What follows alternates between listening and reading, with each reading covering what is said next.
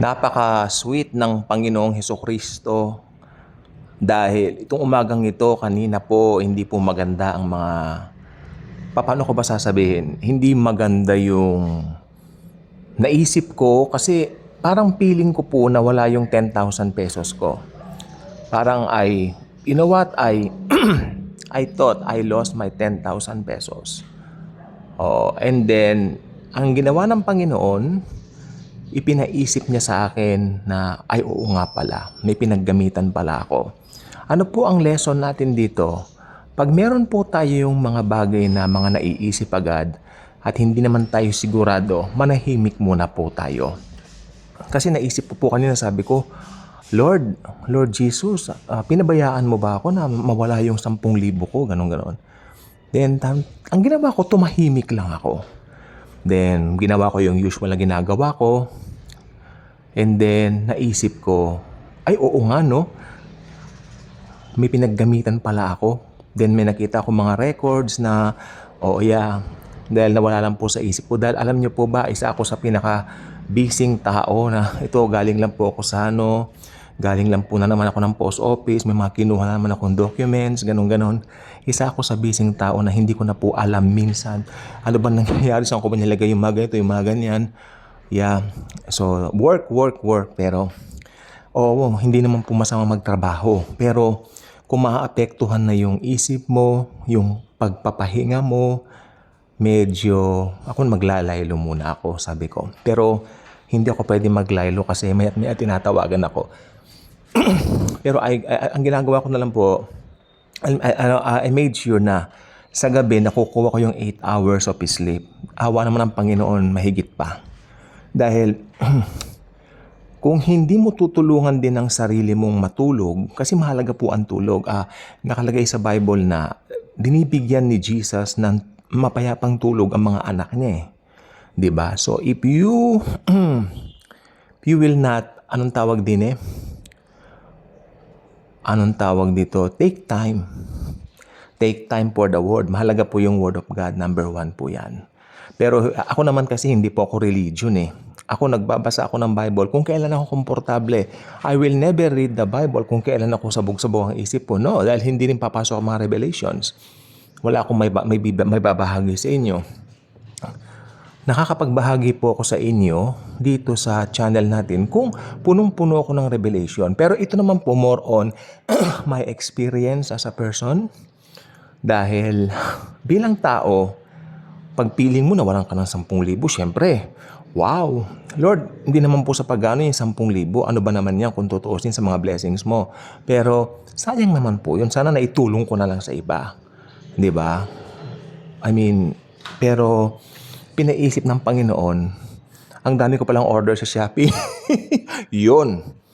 Sabi niya, anak, ang dami mong order sa Shopee. Oo nga, Lord, no? Ang dami ko palang Shopee. Sabi ko, oo nga po, Panginoon. Thank you po. Nakita ko yung mga records ng Shopee kasi.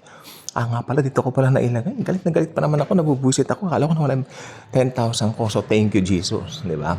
So, ang Panginoon, gusto niya tayong i-spoiled sa lahat ng bagay. Kasi mga anak niya tayo eh. Pero maging responsible din po tayo dun sa ating isipan dahil sa totoo lang po, ang ating pong isip ay dapat una nakapako sa Panginoong Hesukristo. Pangalawa, presence of mind. Yan ang gusto ko sabihin. Dahil minsan ako tila po niyan. Minsan yung nakaraang taon po kinabahan ako kasi isang mahalagang dokumento ang hinahanap sa akin, ayun na po yung araw ng bayaran. Ang ginawa ko, naghalungkat ako dun sa kwarto. Makinig pong mabuti, no? Share ko lang po. Naghalungkat ako dun sa kwarto, doon sa bag na alam kong pinaglagyan ko. Wala doon. So, I'm beginning to feel afraid. Dahil, Lord, nasaan na? Dahil ang ginawa ko, balik ako dun sa baba uli. May bag din doon. Okay. Hanap. Wala po. Doon sa bag na kulay pula. Bumalik na naman ako doon sa pulang bag. Wala na naman. Nag-isip ako. Until, doon ko po napatunayan na kailangan mag-relax lang. So, ang ginawa ko, para makapag-relax ako, nagtimpla ako ng kape, nagkape po muna ako. Maaga yun eh. Nag-coffee muna ako. Then, habang nagkakape ako, sabi ko, nakita ko yung folder. Hindi kaya nilagay ko sa folder na to. Diyan nandun nga po. Nandun po sa folder. At makinig po kayong mabuti, yung folder nasa lamesa na. Ay, naisip ko, hinanda ko na pala doon para, what I mean, anytime na magkabayaran na yung transaction dun sa seller tsaka dun sa buyer, nakahanda na yung papers, hindi ba? Kaming mga agents, pupunta na lang. Kaya hinanda ko na yung mga documents. Oo nga naman, tawa ako ng tawa. Good humor, Lord. Good humor. I thank you, Lord, kako. Kaya, alam nyo, minsan sa dami ng ginagawa natin, si Jesus lang talaga yung kapahingahan natin. More on, focus lang sa Kanya.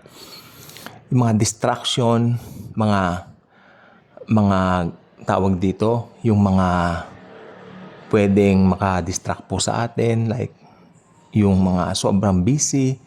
Kanina po, may pinuntahan na naman po ako. Galing ako ng post office, tapos punta rin sa isang agent. Tinawagan namin yung seller. Ano pa?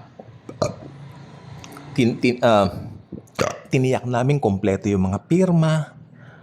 I mean, wow.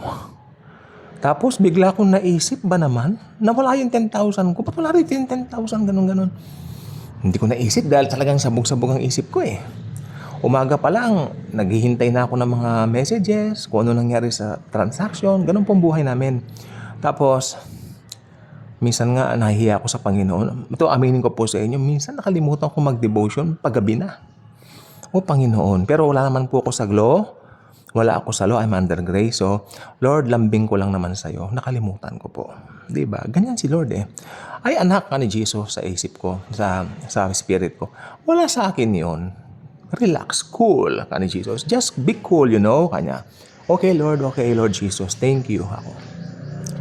Kasi sa totoo lang po, come to me all of you who are heavy laden, and I will give you rest. Alam niyo yan, gusto ko na pong isulat yan.